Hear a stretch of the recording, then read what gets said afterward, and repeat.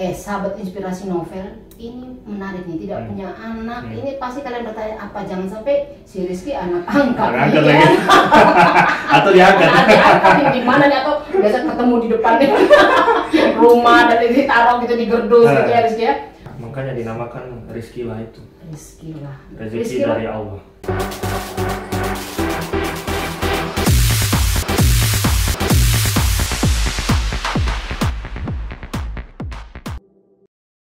Nah, biasa hari ini di rumah inspirasi novel nih kita pasti dong kedatangan lagi seorang tamu anak muda kali ini nih. Gimana Rizky? Alhamdulillah baik. Aman terkendali Rizky? Aman terkendali. Rizky, kemarin berapa hari lalu gempa di Kupang, gimana tuh Rizky? Keras. Keras. Saat Seumur hidup itu gempa yang paling keras yang kita rasa. Yang Rizky rasa itu berapa kali sih bilangnya itu? Yang beta rasa satu kali sih, tapi lihat di info BMKG 4 kali. 4 kali, iya. Terguncang Kupang ya. Beruntung beta dia ada di sini, beta ada di satu tempat, jadi waktu itu bilang Kupang gempa. Aduh ya ampun. Sempat lari keluar. Baru sholat subuh, tidur sedikit, tiba-tiba kaget bangun. Kaget bangun tuh tanah goyang tuh. Ya, tanah goyang. Langsung lari. Pusing ya. Pertama pasti mungkin Rizky kira getaran-getaran apa tuh? Getaran cinta. Getaran cinta. Baik, sahabat inspirasi novel. Nah ini kita ada mau ngomongin juga soal getaran cinta dari Rizky. Dan juga soal temanya kali ini nih Rizky, kita tentang anak tunggal ya. Kan kita tahu Rizky ini anak tunggal ya Rizky ya. Bagaimana nih, pastikan sahabat inspirasi novel kepoin ya. Anak tunggal itu gimana sih hidupnya? Apakah ada keistimewaan yang Rizky terima dari sejak kecil hingga saat ini? Jangan sampai nggak dewasa orang bilangnya. Kecil terus.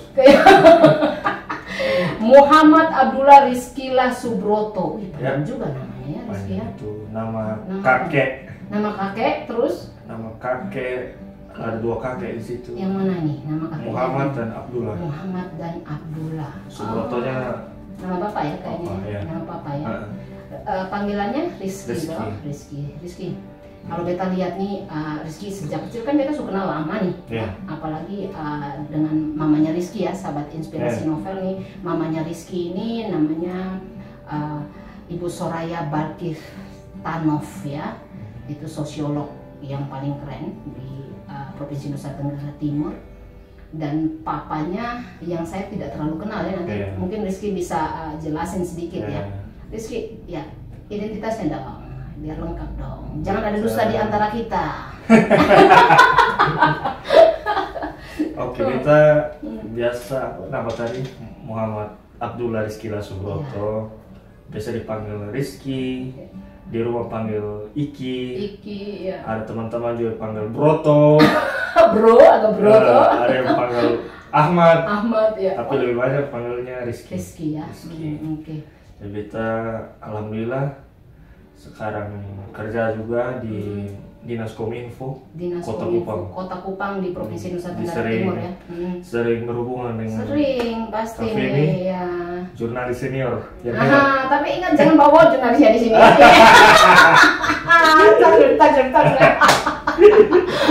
Oke, Rizky papa mamanya kan.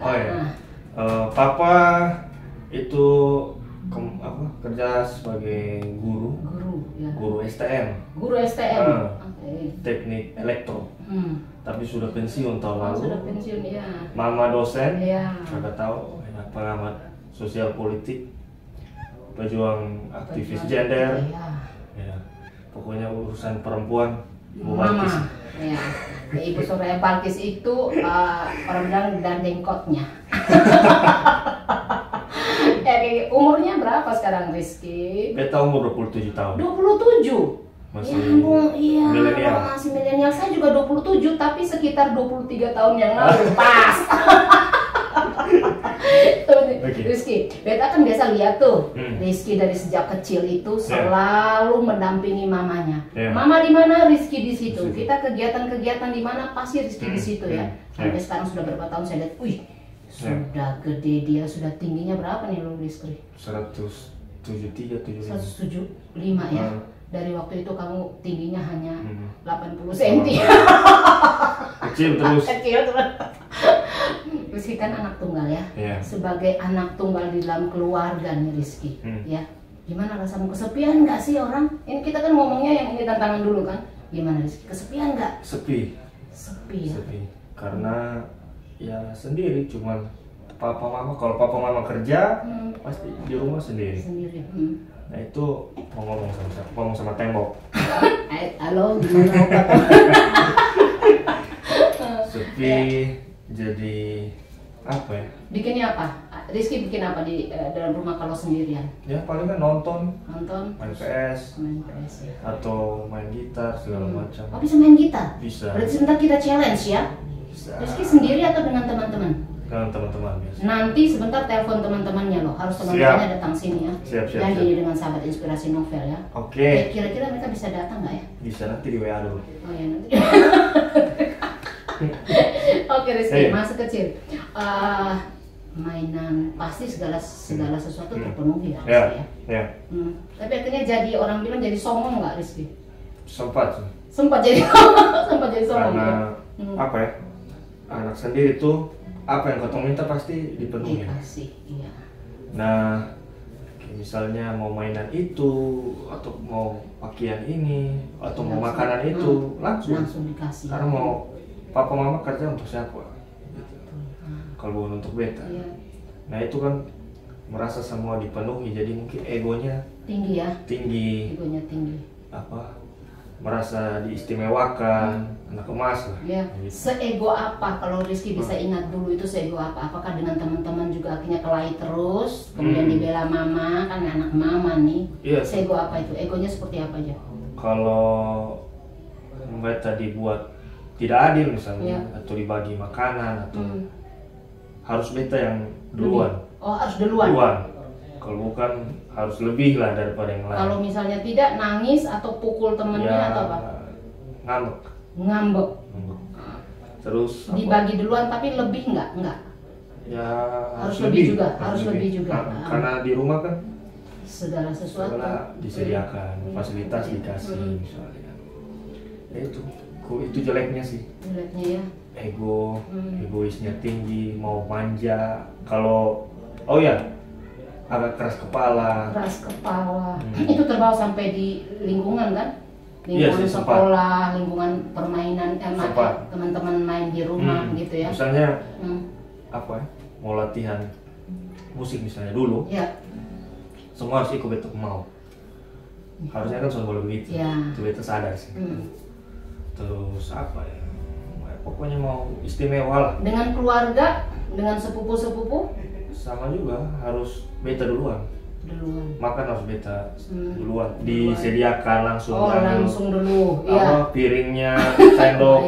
Pokoknya Rizky datang tahu duduk di meja. Duduk makan. Langsung makan. Nggak cuci piring pasti dah? Enggak. Langsung.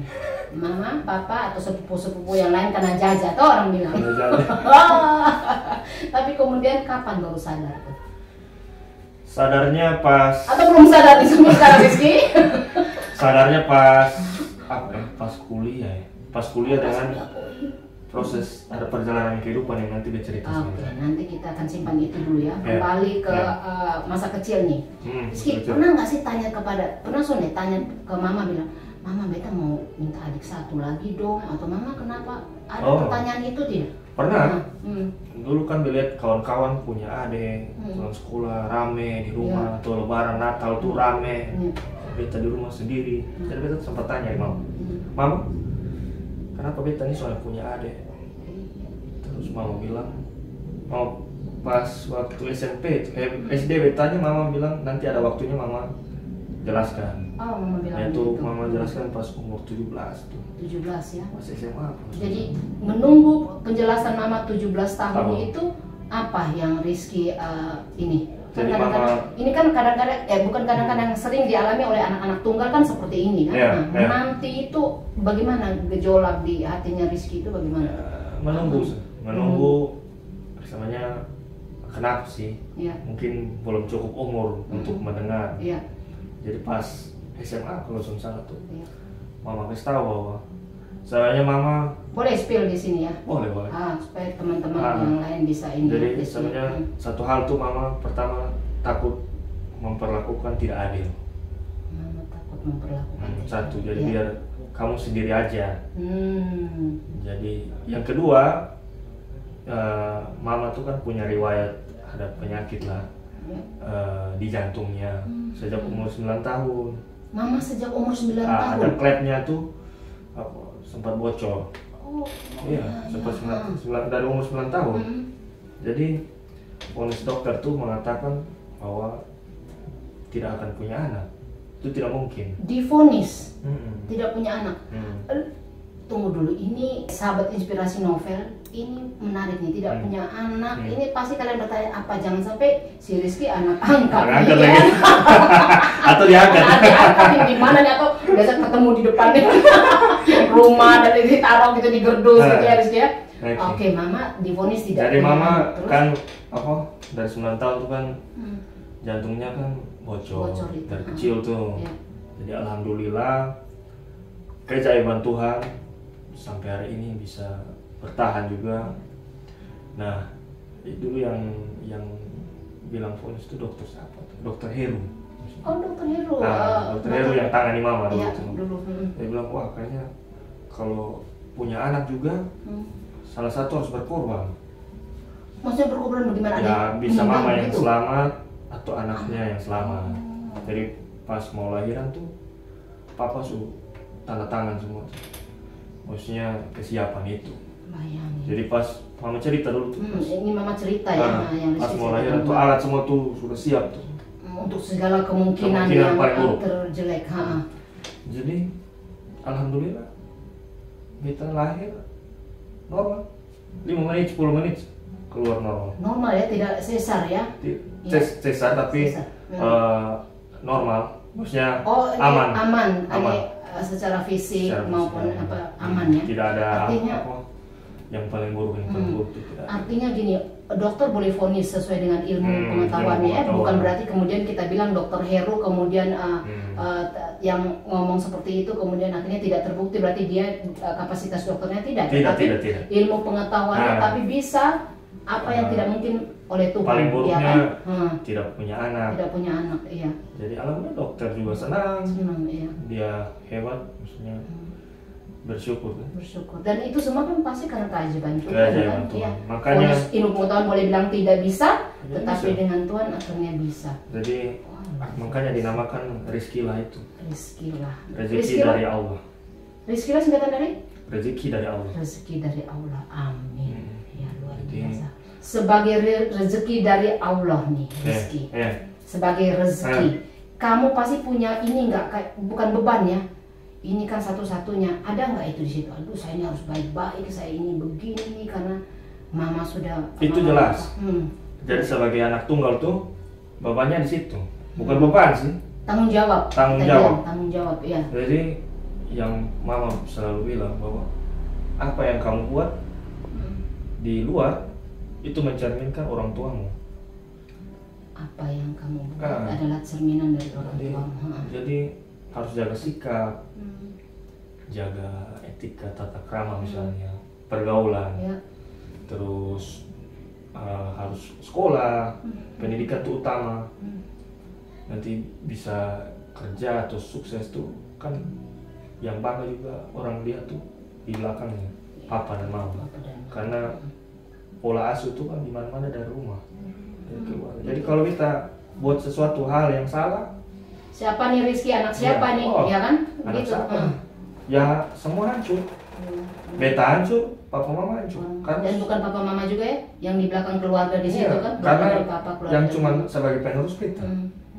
Jadi beta yang harus menjaga itu dari kecil sampai sekarang. Dan selama-lamanya ya Rizky ya, seperti itu. Jadi jaga nama baik, bukan ketong jaga image ya. Beda ya? Beda, ya. Tapi kenapa kalau bisa baik, kenapa tidak? Ngomongin tadi bahwa jaga tutur kata, etika, pendidikannya juga baik.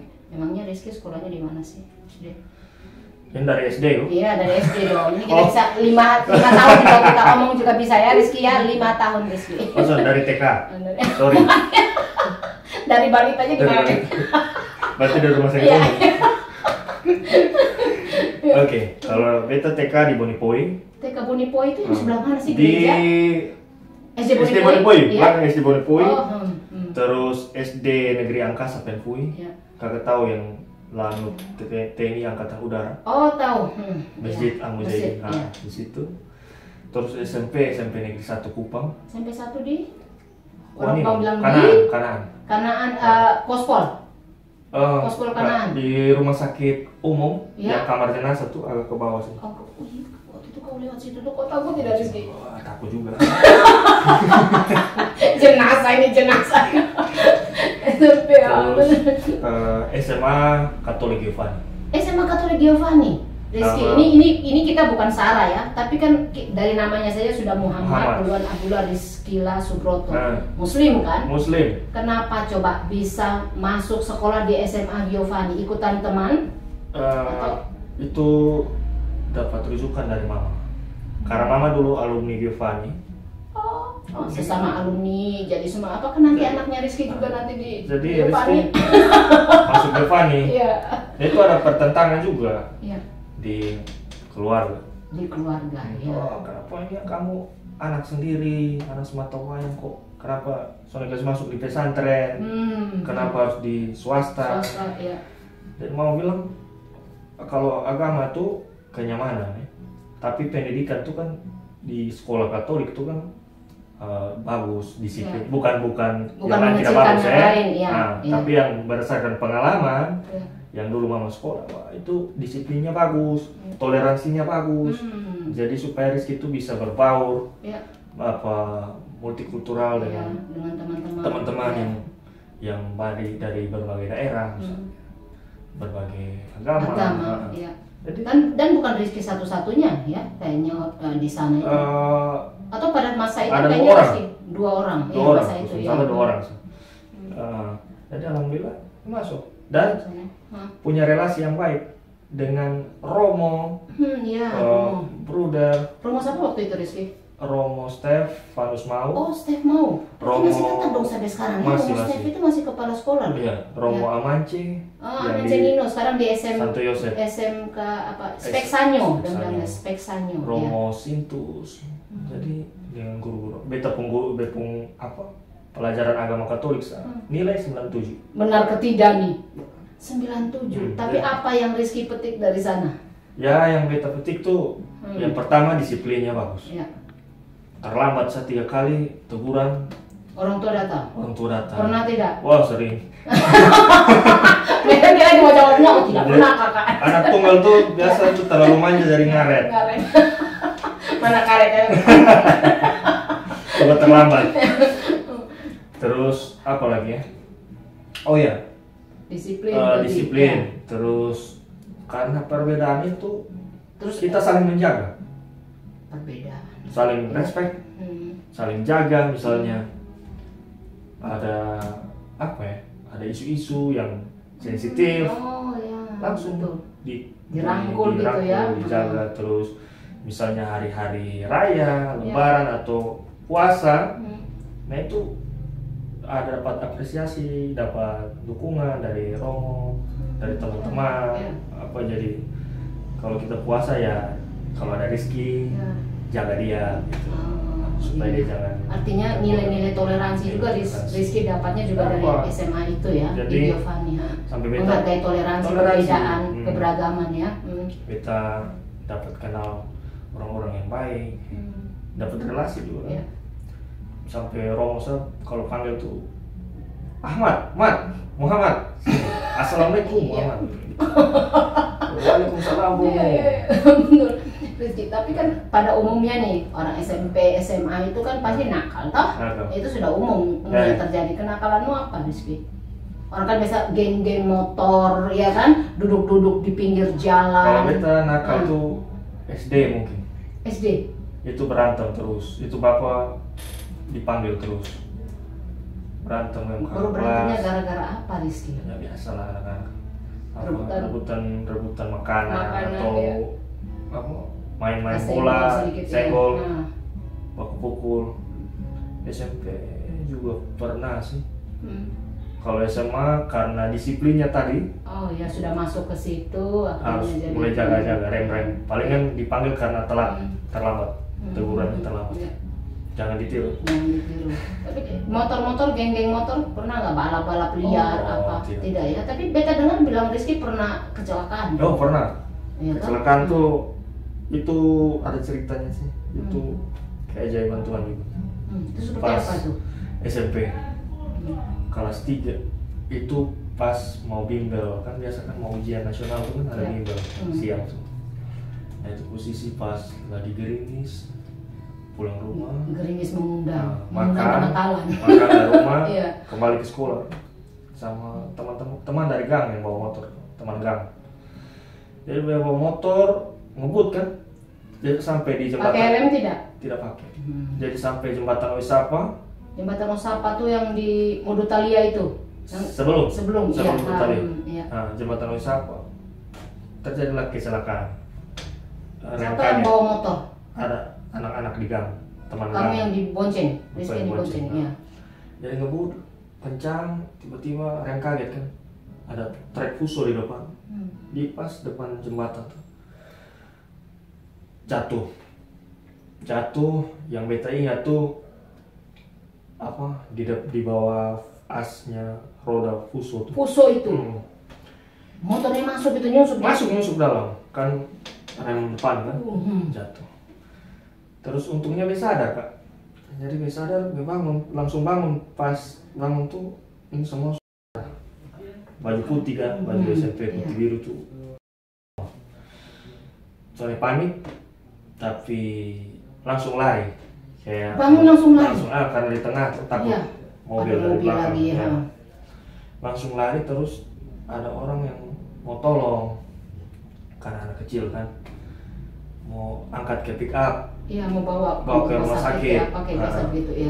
Nah bawa ke rumah sakit, yang supirnya takut, jadi masih enggak, jangan. Angkot. Yang pick up. Oh, pick up. Mobil pick up.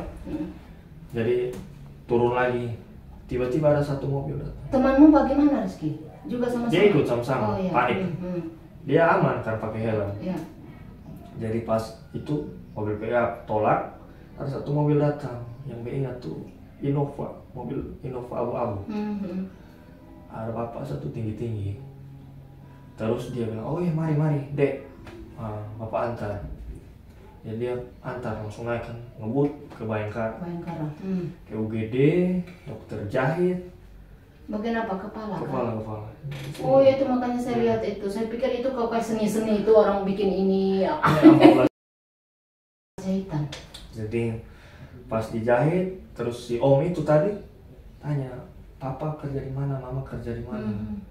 Jadi refleks beta bilang, oh mau kasih tahu kan, dia mau kasih tahu orang tua. Oh jangan di mama. Oh iya, nanti. Karena mama pasti shock dan drop. Jangan sampai mama juga masuk di sebelah. Langsung pingsan atau gede. Dia bilang, oh sudah cari papa di STM. Dia cari, dia jemput bawa papa. Jadi dia pergi jemput papa nih. Itu orang tuh. Terus pas papa sudah lihat, suruh kasih bersih semua keadaan, mau minta terima kasih itu om yang tolong tadi. Itu om hilang, soalnya tahu di mana? Sujalan. Ya. Tanpa pamit atau apapun. Tidak tahu namanya siapa, dari mana. Jadi sampai hari ini. Sampai hari ini Rizky sudah tahu. Beta berutang budi. Berutang budi apa ya? Kabarkan dia selamat. Iya. Karena kepala kan keluar banyak. Betul ya, kalau tidak segera ditangani. Tapi memang orang baik itu memang seperti itu ya Rizky ya. Dia tanpa perlu menunggu ucapan terima kasih, sudah dia bayar, dia sudah pas. Dia yang bayar. Tapi tanya di perawat siapa? Nggak tahu. Terus ini Pak bilang mau cari orangnya, mau minta terima kasih. Tapi sudah jalan. Iya. Tahu tidak cara balasnya Rizky bagaimana? Ya berdoa. Berdoa dan apa lagi? Berdoa. Dan menolong orang juga seperti itu ya, karena itu orang bilang kebaikan itu kan menular, menolong orang juga harus menular kan. Jadi bagi beta itu keajaiban hidup. Kalau soalnya beta mungkin ada di dunia karena kan keluar banyak dan tidak mungkin juga ada duduk di sini toh di rumah inspirasi novel bos. Jadi misteri kehidupannya itu ya bagi beta terima kasih lah yang om yang tolong beta. Mungkin bisa kasih tahu, entah mungkin bisa dia dengar ya, kan kita tidak tahu ya Rizky ya, benar ya Rizky. Terima kasih banyak karena dia bisa selamat. Seperti itu ya. Rizky, orang bilang nih anak tunggal juga sejauh mana sih orang tuamu itu, terutama kayaknya mama kamu dekat dengan mama tuh Rizky. Sejauh mana intervensi orang tua terhadap kehidupan anak tunggal itu? Kayak ini tidak, kamu sampai makan juga diurusi tidak, sampai pendidikan juga harus di sini, sampai apapun itu, bagaimana yang Rizky dapat saat itu dan saat ini kan pasti ada perbedaan tuh. Itu jelas. Karena intervensi untuk hal yang baik, perhatian, kasih sayang.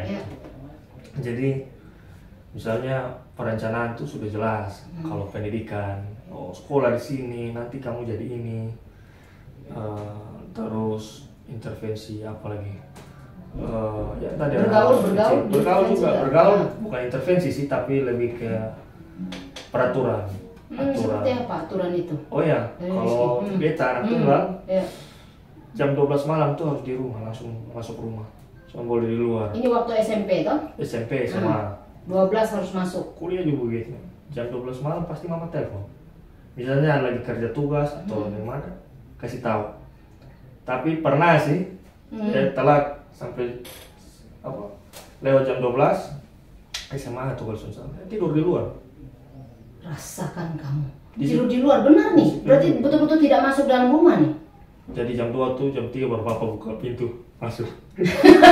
Tapi memang artinya konsekuensi ya, maksudnya betul kalau di orang jam 12 berapa kali tidur di luar? Berulang kali Rizky mencoba. Telepon mama sono. Mama tuh kan orangnya keras. Sesayang-sayangnya dia aturan A, B. Jadi kalau dia bilang A ya A. Tidak ada toleransi. Tidak ada toleransi. Bagi seorang Balkis. Jadi misalnya hal kecil ini makan, cara berpakaian, misalnya. Itu maksudnya sering dibilang, ya kamu harus bersyukur, maka pakaian juga harus rapi supaya orang lihat tuh baik. Terus apa lagi? Sekolah tuh utama, pendidikan. Jadi ingat, jangan tertahan kelas misalnya, harus fokus. Atau pas kuliah, ingat kamu kuliah kan beta kuliah di Undana, S1-nya di Undana. Ambil apa Rizky? Ilmu komunikasi. Komunikasi ya. Kebetulan mama di Undana. Jadi sosial, itu lagi yang tadi bilang dari awal, bahwa anak adalah cerminan orang tua. Buah jatuh tidak jauh dari pohon kan. Jadi kan beta kuliah di Undana. Dan mama bilang, ingat, sekolah yang baik, sekolah yang benar, jangan buat aneh-aneh, karena pasti orang melihat kamu buat salah, mama karena mama yang malu. Tapi itu jadi beban nggak, Rizky? Beban juga ya. Tapi bagi beta sih itu biasa. Karena itu konsekuensi. Dan setiap orang tua kayaknya memang seperti itu ya, bukan hanya orang anak tunggal ya. Karena mama dosen di Undana, Rizky juga kuliah di Undana, jadi harus baik tuh. Kalau Rizky buat salah berarti yang malu mama. Iya, betul. Bukan teman-teman dong aku. Tapi sedekat apa Rizky dengan mama? Kenapa tuh sampai mama kemana-mana juga Rizky juga ikut terus, yang sejauh ini beta lihat dari kecil itu? Kenapa? Coba bisa ceritakan awal mulanya tuh kenapa itu? Hanya karena memang mama Rizky memang terlalu sayang mama, jadi gimana? Atau karena memang mama yang ngajak atau bagaimana? Kalau di rumah tuh kan memang beta dekat dengan mama. Kalau dengan papa jarang. Bercerita sering dengan mama. Jadi mama ada kegiatan apa-apa pasti ajak beta. Nah itu selain dapat wawasan, beta punya relasi, bergaul dengan senior-senior, termasuk dengan kafe ini kan dikenal karena ikut kegiatannya mama. Nah itu kan beta bertumbuh dari kecil. Dapat wawasan. Kayaknya kan mama ke seminar, bisa mama jadi pembicara, bisa menyesuaikan dengan orang-orang, dengan lingkup yang berbeda-beda misalnya.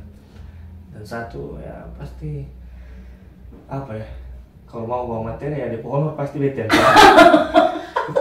Sepertinya itu yang tujuan utama. Iya cepat, orang bilang apa ya, cepat. Jadi pas undangan masuk di rumah tuh, pembicara. tanggal berapa nih? Terus ada jatah reman, Jatah ya? Iya. Antar. Tapi ini soalnya ngomong langsung. Oh ya, pura-pura. Pura-pura. Mau gak ikut ya? Iya. Oke. Makan habis mau bicara selesai. Dan ibu permisi mau untuk tantang. Oh anaknya saja. Anaknya aja. Anaknya saja tantang. Berat memang ini apa? Dapat positif dobel-dobel kan? Sudah dapat wawasan, iya kan? Wawasan apa semua berkenalan dengan banyak orang. Honor juga bos. Diambil bos. Itu bagi dua atau tidak? Ya pasti kasih mama. Oh.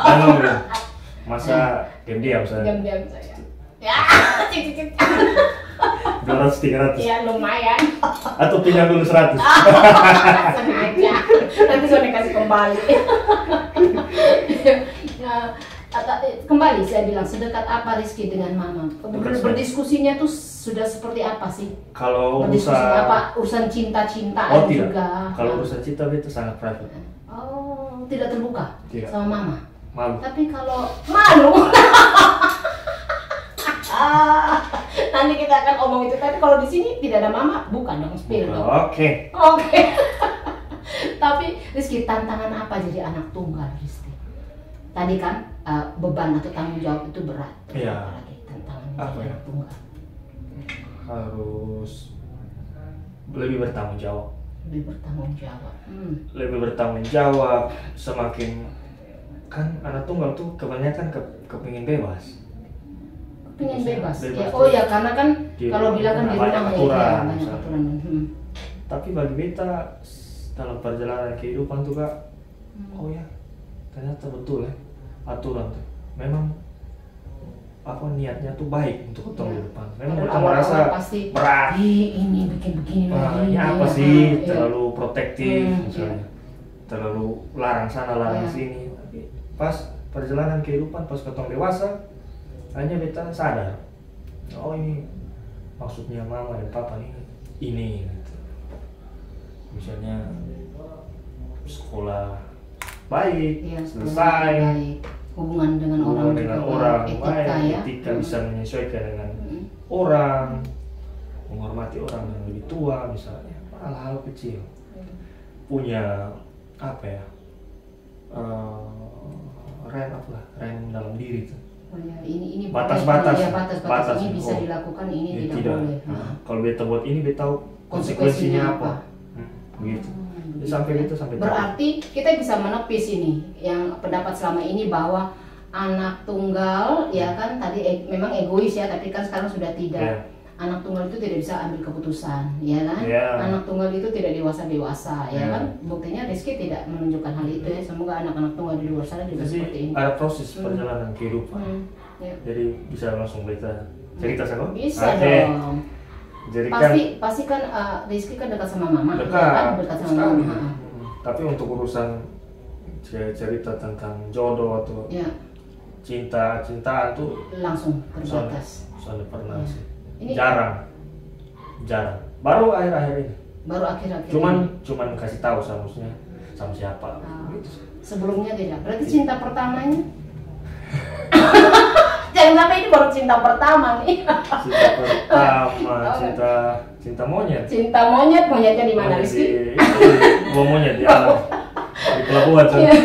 Sahabat Inspirasi Novel, ini Rizky juga di Facebooknya ini kalau beta lihat, paling suka dibully teman-temannya.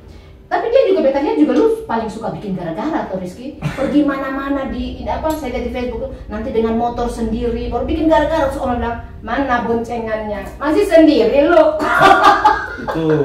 itu gimana Rizky? Itu karena mungkin umur ya. Karena umur gen 95 itu kan kebanyakan teman-teman sunika. Nah itu yang komen itu kan orang-orang kantor pasti. Oh, orang kantor tuh yang namanya beta bisa lihat nih, Rizky kena nih. Sering ganggu kan. Kapan nikahnya? Kapan hanya sendiri Sami ya. Jodohnya mana? Kapan foto latar birunya? Stop. Tapi bisa spill dong di sini. Memang Rizky ini memang bujangan atau memang sudah tetap bersatu alias sendiri atau sudah berdua. Status. Udah ganteng begini, anak tunggal, satu-satunya etika moralnya aja juga bagus ya, sudah punya pekerjaan di Infocom. Siapa yang saya mau spill? Statusnya masih sendiri statusnya? atau iya dong. Bentar, angkat telepon dulu ya. Wih, sombong. Sekarang gimana ya? Memang sudah tetap bersatu alias sendiri atau sudah berdua? Status. Udah ganteng begini, anak tunggal, satu-satunya, etika moralnya aja juga bagus ya, sudah punya pekerjaan di Infocom. Siapa yang saya mau spill? Statusnya masih sendiri statusnya? Atau iya dong. Bentar, angkat telepon dulu ya. Wih, sombong. Sekarang